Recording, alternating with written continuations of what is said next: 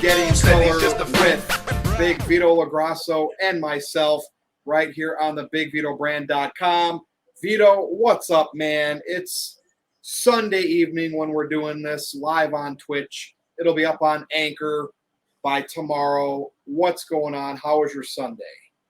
Sunday was good. You know, I got some gym in, I got some tan in, some laundry in, some country club in, a few cocktails, and believe it or not, we got something to talk about tomorrow on Men of Business. I'm telling you. Yeah, so definitely stay tuned for that. That'll be interesting.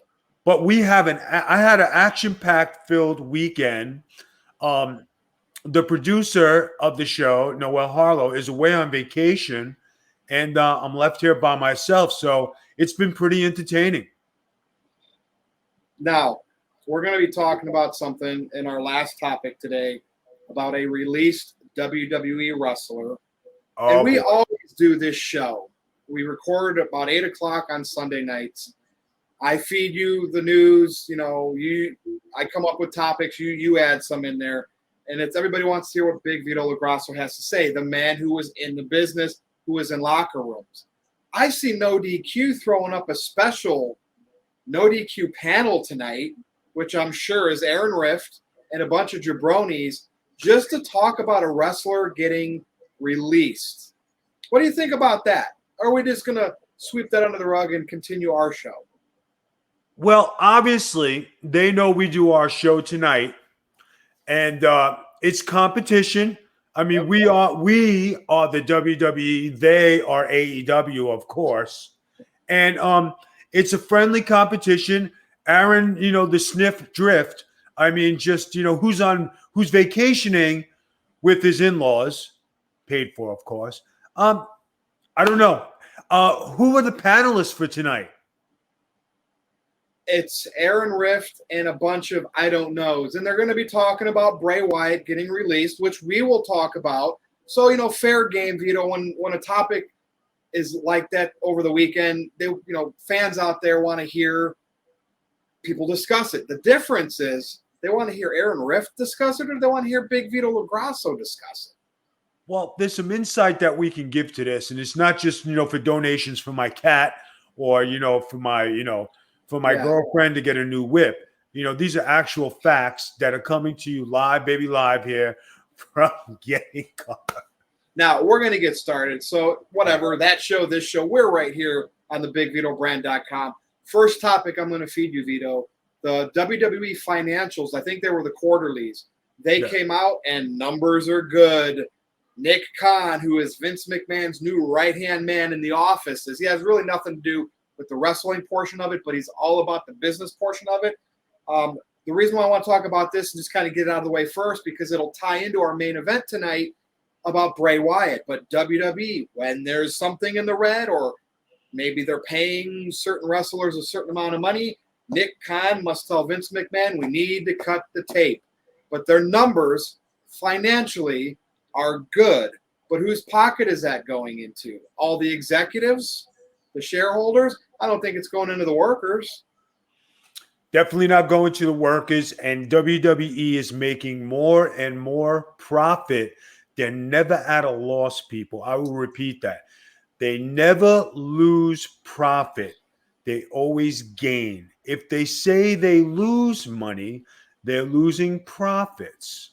So you got to follow the bouncing ball. They're never at a loss for money. They're at a loss for profits. So profits are gaining. Everybody's happy. They're making budget cuts. And the budget cuts are accounting for a lot of the income, along with the TV deals and the networks and all the stuff they got going on. So money-wise, they are doing very well. Yes, they are. Even though we know the shows are very inconsistent, especially Raw, with Kitty Creative, nothing really spectacular, and they got to bring the Cenas and the Goldbergs back, but yet they're making money. So for all the people that Vince McMahon's always laughing. Now you mentioned Cena.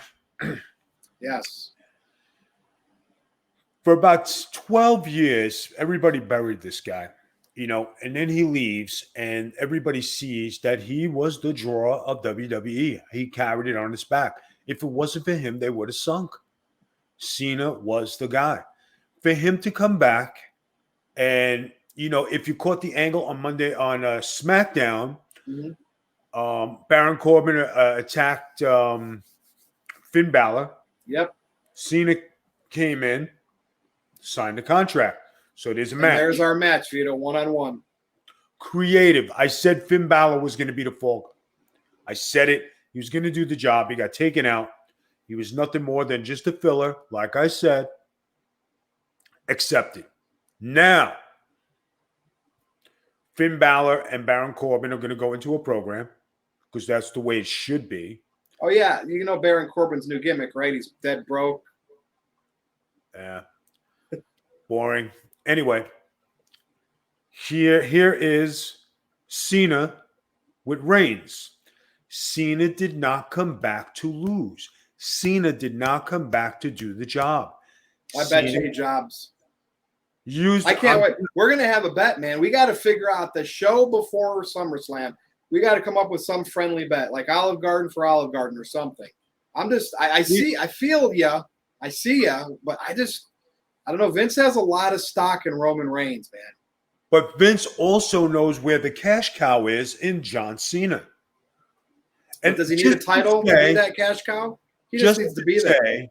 Okay. Goldberg wins the title, which I think is going to happen because Goldberg looked pretty jacked when he got back. He's in shape. He's not in the, long shorts. He's in trunks. I'm telling you, he's going to come back like Goldberg. This is going to be a quick match. Bobby Lashley's going to do the job. They need something to boost the ratings. So if Goldberg was a draw, John Cena's a draw. They have to have something different because they have the same stagnant stuff going on. Reigns has been champion for over a year.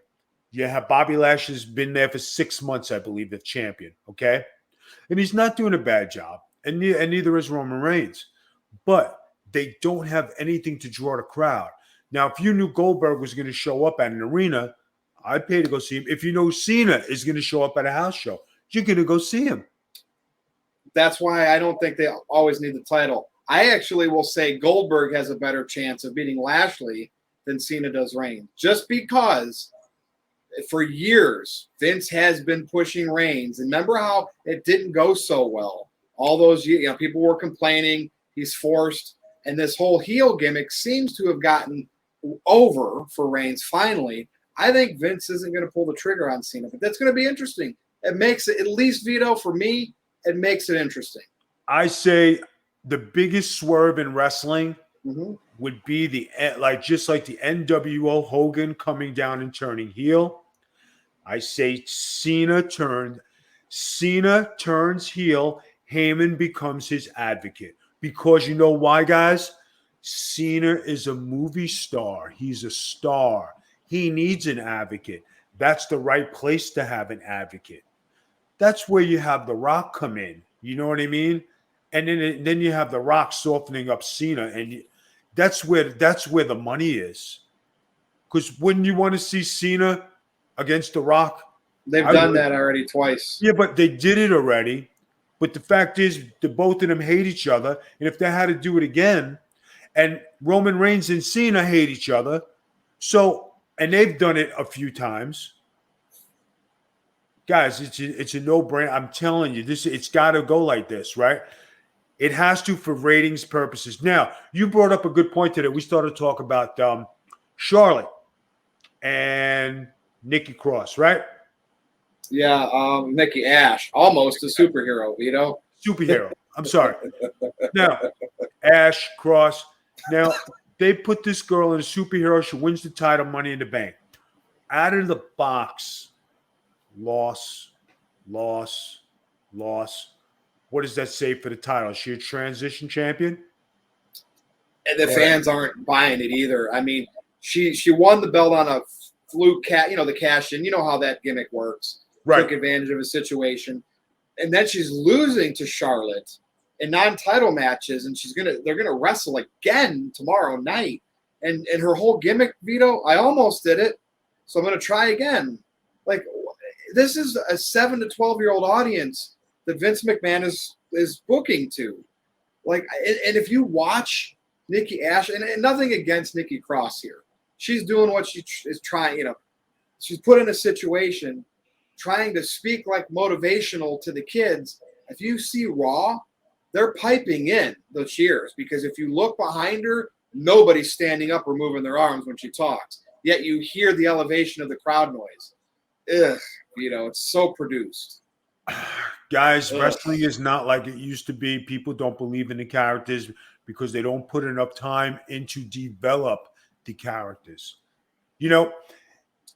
If NXT characters came up the way they were brought in and they got to do their shtick on Raw or SmackDown, then you could say, okay, they've developed into something and then we can go into something else. But when you're brand new and they give you something and then you have to recreate yourself at the next level, all the work and hard work you put into perfecting your craft at that level with that gimmick is like a waste of time. It's good experience, but there's not enough experience there to do another gimmick. That's true. And you know who's in our chat right now on Twitch? Colin Andrew, and he's over on No DQ as well. He's actually skipping the No DQ video, probably with Jeff Cannonball Meacham over there. And you know what he said? His 15-year-old thinks that that's the dumbest thing, and I'm sure he's talking about Nikki Ash. No, 15-year-old. It definitely is true. And Colin is an avid wrestling fan. He watches the product. He sits there and he sees things. Now, if he has that mindset to say, okay, this is what they're doing, and here we are. I mean, I'm sure if we had a bunch of other guests, they would agree on what's going on here. Hands down, without a doubt. You think Raw, so, talking about Nikki Ash here and that gimmick, and you know how Matt Riddle, the goofy stuff, the scooter, which I think recently got broke on Raw, but SmackDown I'm not going to talk about because they do some adult, they've had sexual innuendo jokes and stuff, and that's on Fox. But Raw, is it like, are they writing that as a kid's show? I think they are. Well, what's the status of Riddle now that Randy Orton has been put aside? He's still on TV getting, I don't know. He's kind of just biding the time, so I don't really know the extent of Orton's injury. But, is he being goofy? Is he losing? They using him? No, he's still like, I think he's 50-50 booked like most wrestlers are. But they recently broke the scooter. They had somebody break the scooter. I think the big Omos guy or somebody with AJ, AJ and Omos. Yeah. I saw that. So he's still kind of feuding with them. So maybe they're hoping Randy can come back, and maybe if Randy doesn't come back, they'll throw another partner in with Orton for the tag title match. But who would they put in that place? They had nobody. I don't know. I mean, that's a good point. Keith Lee, which by the way, that'll transition to our next topic. I don't know. Keith Lee, Orton. Keith Lee is a lost soul. That guy, they pushed him. He went on this I got to eat everything diet. Yeah. He gained 30 or 40 pounds. He looks terrible. He's unmotivated. He's happy to be there. I'm sorry, but as much athletic ability that you have, and you have the training facility, you have the tools, you have the rings, you have everything to make yourself better and more accomplished. And then after a hiatus or an injury or whatever happened, you come back looking like this. It's horrible. Remember, Karrion Kross lost to Jeff Hardy. Now, rumor has it, if Hardy didn't get the COVID and had to take 10 days off or 2 weeks off, that Karrion Kross was going to lose to him again, and they were going to play the old, this is a rumor, they were going to play the old, he loses, and then Scarlett shows up with him, and now he's unstoppable. He needed his Enchantress or whatever. But neither here nor there, because they had to put this match together since Jeff is out, and that was Karrion Kross versus Keith Lee. Somebody had to win, Vito, and they went with Karrion Kross. And since we're speaking about Keith Lee, he is now looking like to be a bona fide jobber. Yeah, I called it from when I first seen him, and he just did not have it. He's not ready. And when they put him in that spot with Roman Reigns and, yeah, brother, yeah. Now you don't have the heart to be there. You're happy to be there. You don't have the heart to be there. Is that a type of guy that just belongs in NXT just to stay there? He's definitely an NXT guy, without a doubt. Without a doubt, he's got no oomph. He's got no star power. I don't know what the attract. If you're a fan and you look at him, okay, what does he bring to the table? He's covered up. He really doesn't do anything spectacular. He doesn't look like Ahmed Johnson. So, like, okay, what are you bringing to the table? And the thing is, what I noticed, your point is exactly right. Casual fans don't look at some of these wrestlers and you're not pulled in by it. Yes, the few diehard wrestling fans that just they want every wrestler to get pushed and succeed. They're the ones who eat Keith Lee up. But guess what? They're already watching, and they're going to watch no matter what. They're not. So there is nobody that's impressing Vince McMahon. I mean, there's not, and that's why he's bringing back Cena, Goldberg, maybe Dwayne Johnson next year. And I don't know, Vito. I don't know if I should feel bad for these wrestlers, or because some of them, and we're going to touch base with this in the main event, are super creative, but they get shit on by the booking and the creative. So Keith Lee, right, from a professional's eyes, Vito, he's just not ready. Is that what you're going with here? He does not have the it factor. He does not have the oomph. He just looks like he's walking out there. You could tell in his preparation of his body. You could tell in his preparation of his craft what he's doing. If you don't put nothing into it, you get nothing out of it, right? Now, just body alone. And he was comfortable in NXT.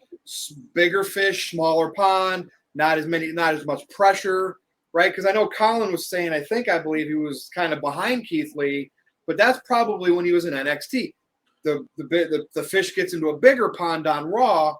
Well, here we are. You want to know who took the initiative with his body?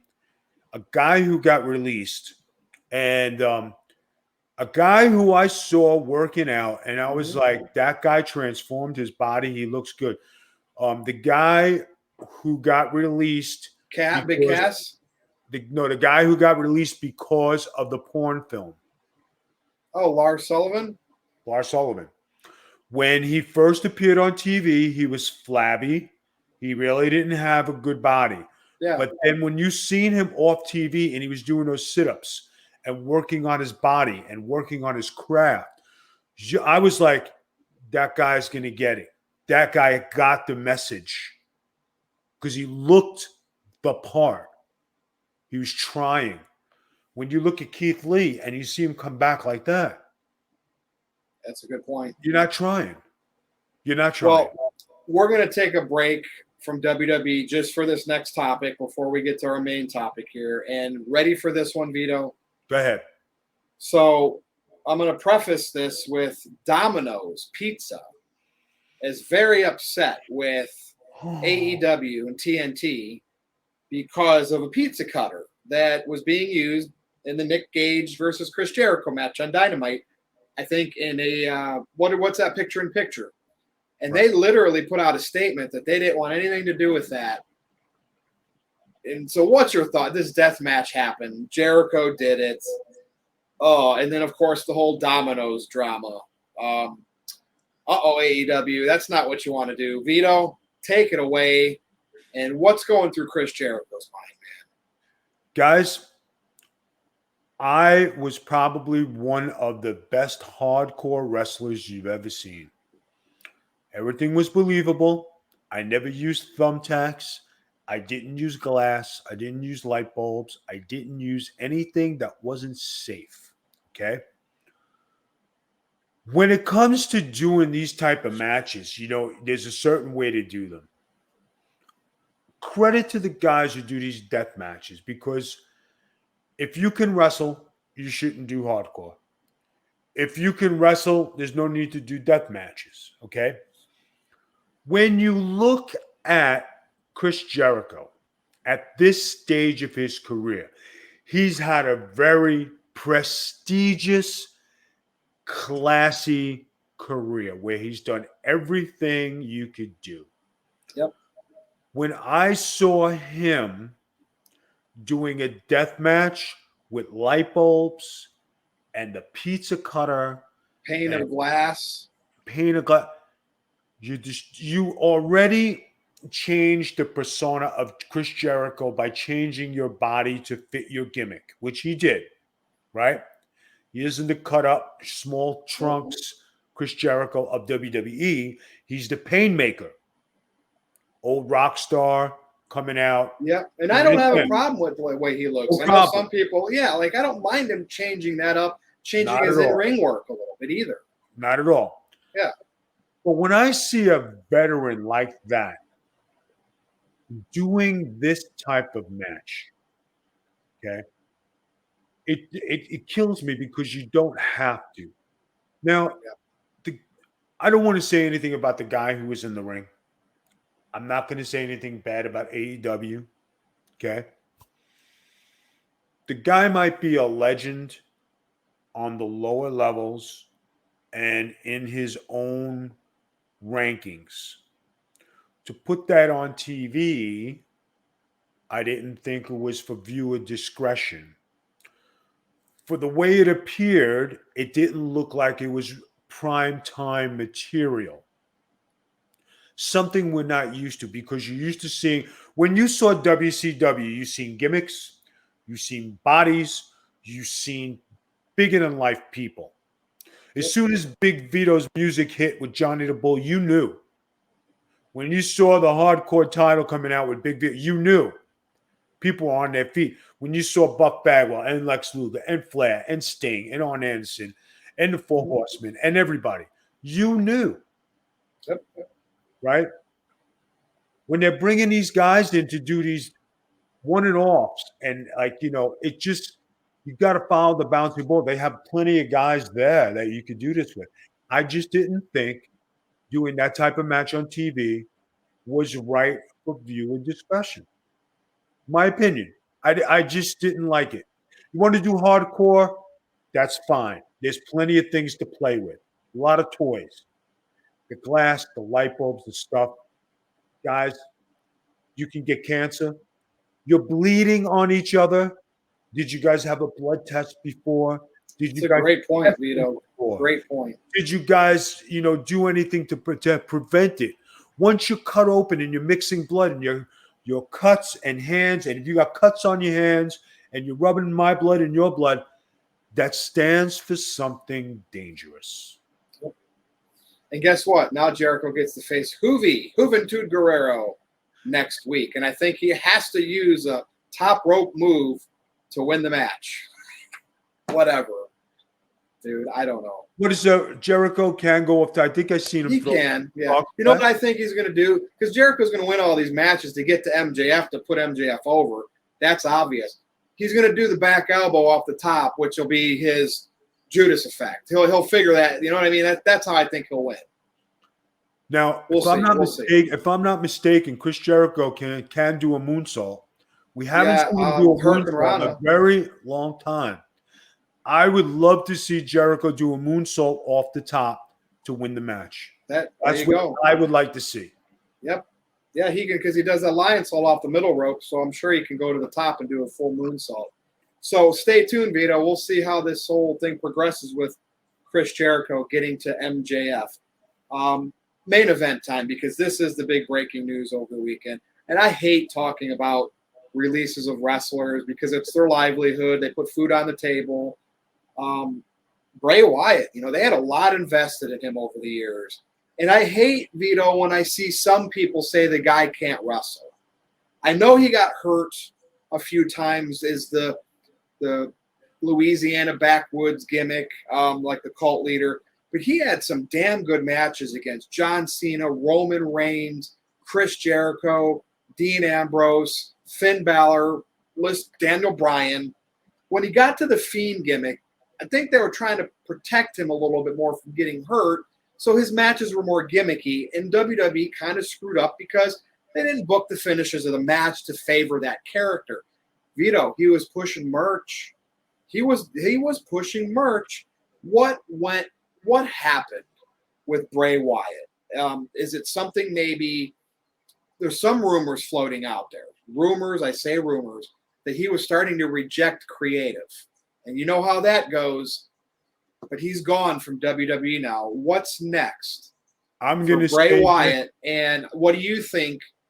Because this is what No DQ is talking about right now. What do you think? How did this happen? this is what you're going to hear here on Getting Color.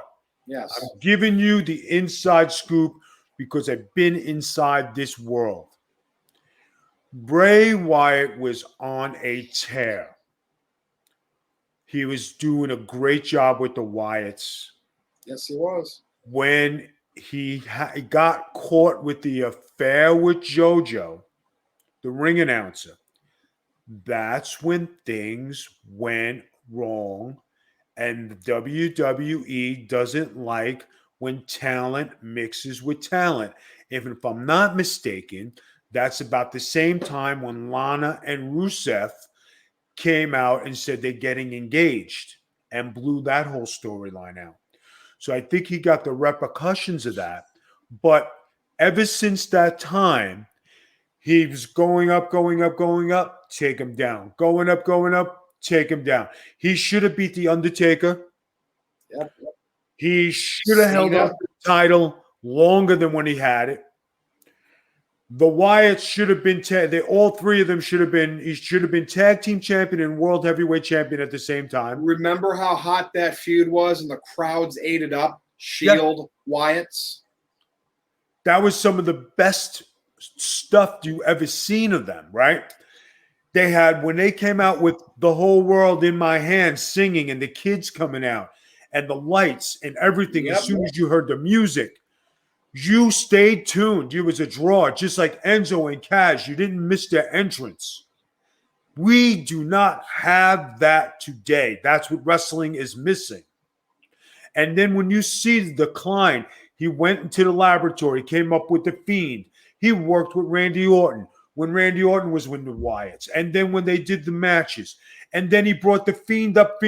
And then the first time he lost, I think it was to Cena. Did he lose to Cena? Well, remember he lost to Goldberg in Saudi Arabia? Should not have happened. Yeah. Then when he came back from that, they pushed him, and then again. Guys, you can't bury a gimmick like that. That's supposed to be supernatural. There's got to be a way to disappear.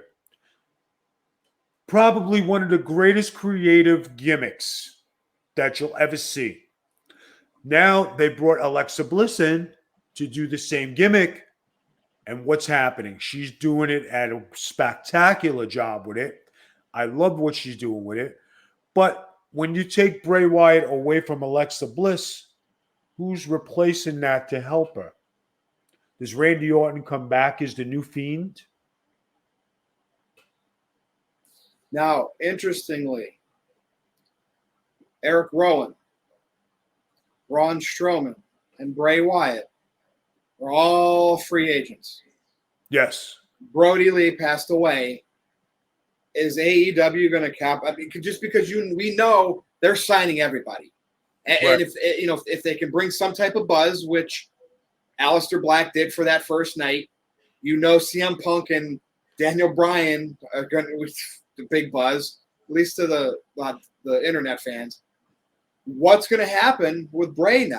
And of course, remember I just mentioned there's a potential for a Wyatt family reunion on the competition. That to me is a great move. What do you think?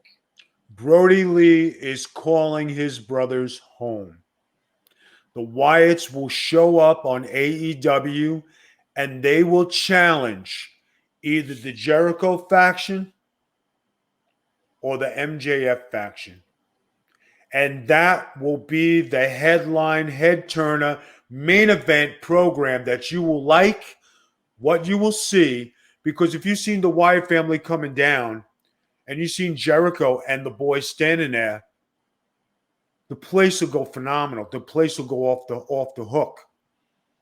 Right? And Yes. Say if they need a fourth guy, who's more mysterious than Sting coming down from the rafters to join the Wyatts? That's a good point. That would be money in the bank. That sealed the deal. Sting would be so relevant and help them get over. If Sting dropped down from the rafters and Bray's holding the lamp, we have somebody. The lamp goes off, the light goes up. Here comes Sting floating down from the rafters. And I've never, how I'm hard on AEW because, the EVPs are wrestlers. We've talked about that. And we know they have health benefits, but not all the workers do. Tony Khan basically has to be known as the booker so he can get brownie points with Meltzer and all the minions. If that was all secret and kayfabe, I wouldn't be as critical. But the one thing that I absolutely adore is if Tony Khan's going to spend money, I like seeing the wrestlers be able to make money outside of Vince McMahon and the WWE, and I'm all for that, Vito. I just want it to last. I want AEW to be good creatively in the booking so those wrestlers can keep that job over there. But I love the fact Tony Khan has opened up his book because I like seeing the wrestlers have work. Now, how many guys can you possibly sign? Like you said, I'd like to see everybody make money too. I'm not disdaining nobody for making a paycheck. But at some point, they are going to have to cut the fat off the back end of their programming, right? True. How many guys can they possibly have on the show? They're going to either have to expand the show to get everybody in. You can't keep putting 8 guys a match. Now, here's what they got right now, and this is what they're going to have going into the fall. They got Dynamite for 2 hours. They're going to have that Rampage show, and I think that's only going to be an hour. That's also going to be on – remember, those are all going to be on TBS at some point. And then they still have those YouTube shows. I know that's not traditional TV, but I think they do something Monday night and something Tuesday night. So there's they have all of that, but put all that together. Does that make it better? It doesn't make it better unless you spread the stars out to carry the shows to get viewers to those shows. Yeah. So it's just like WCW. When they said, Vito, what do you want? I said, put me on every show. I went to Monday Night Nitro. I went to Thunder. I went to Saturday nights.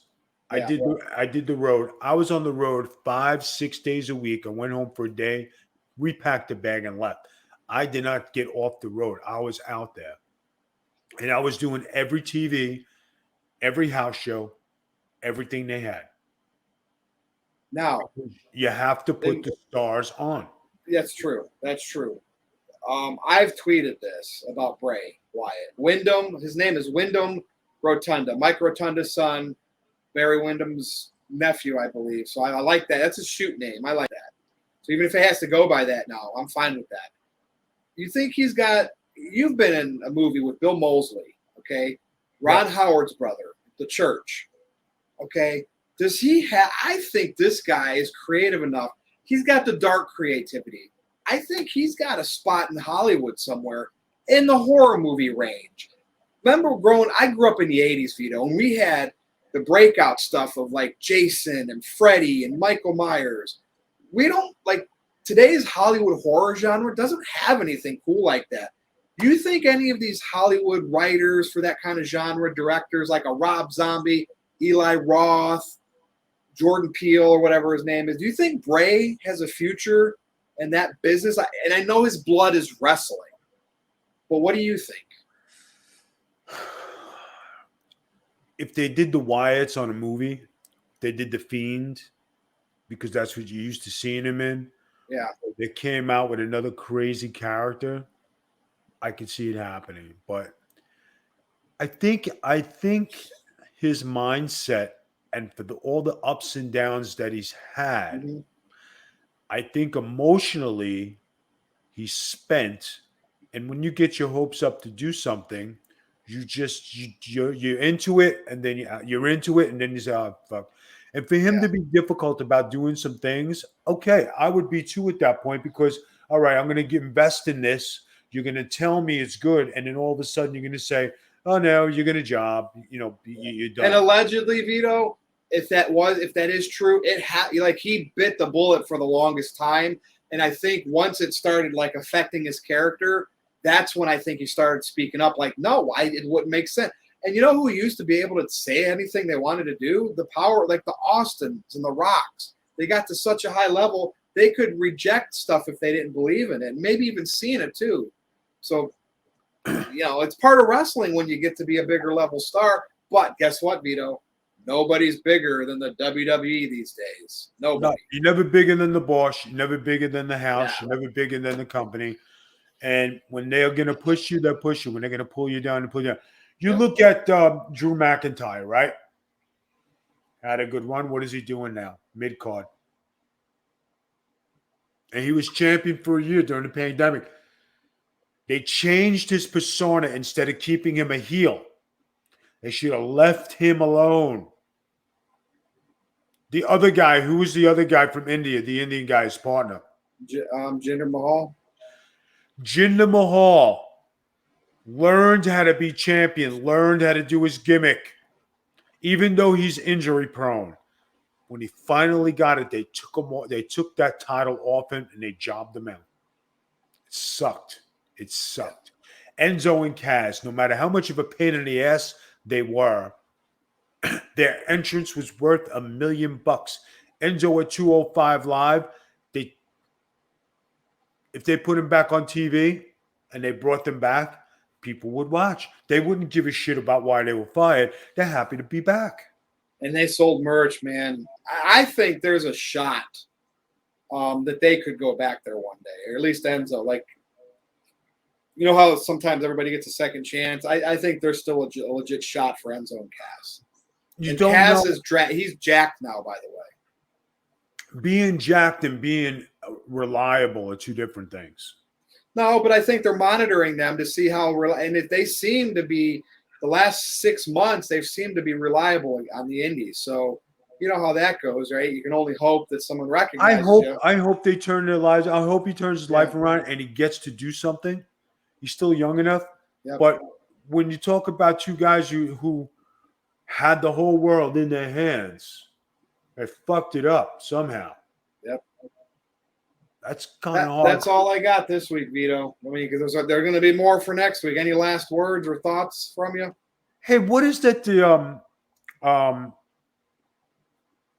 Nick Gage lost the title to.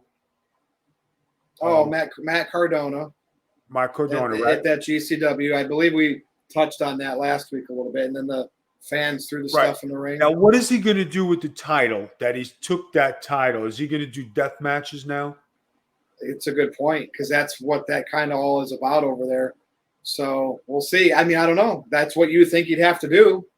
He goes in there and just refuse. I mean, unless he's a heel and he refuses to do that and holds the title hostage, and then I don't know what they're going to do. But that's like a small indie promotion, and they get maybe 1,000 fans, which, it's a big deal for an indie promotion. But what's that really doing? What's that really doing for him? And listen, I didn't think, I didn't think he fit in that death match. I told you, he's got too good of a look, too good of a body. He can wrestle. He's too good for that kind of stuff. That's why I keep saying it. I mean, I hope it gets out to him. You're too good for that, man. You don't need to do that kind of stuff. Your body is your creation. You don't want no scars. You don't want nothing. You want your face to be nice. You want your body to be good. You don't want to do that. Yeah. Chris Jericho at this point of his career, I don't think they're forking him over extra dollars, but he did it. I mean, okay, one time you do it, okay, and done. Remember when Ric Flair did the thumbtacks for the first time in his career? Shocked. But that was Ric Flair doing. He said, okay, why is Ric Flair at this point, 16-time world champion, going through thumbtacks? Was that in WWE, or did he do that in WCW? Yes, WWE. Okay. He did it in WWE. When Randy Orton did it, he did it to prove a point that he was tough, and they were making him. There was a purpose. If there's a purpose for you to do something and you have great things happening, okay, then there's a possibility you'd sacrifice. But if you're doing it for a one-off, like a lot of these indie guys, and they're throwing themselves to glass because it's cool, and you're making $20, guys, there's life after wrestling. What are you going to do? That's true. All right, Virtue, go ahead. I'm done. All right, another great show, Getting Color, right here on the BigVitoBrand.com. You can follow Vito on Twitter at the Big Vito Brand. There's a Patreon to check out that has Virtue's Rage, that has Men of Business and other content, and that's patreon.com/the Big Vito Brand. You can follow me on Twitter at NoDQ_Virtue. So, for Big Vito LaGrasso, I am Virtue. This has been Getting Color right here on the BigVitoBrand.com. Thank you for listening, watching, whatever. We will see you again next time. Thanks, everybody.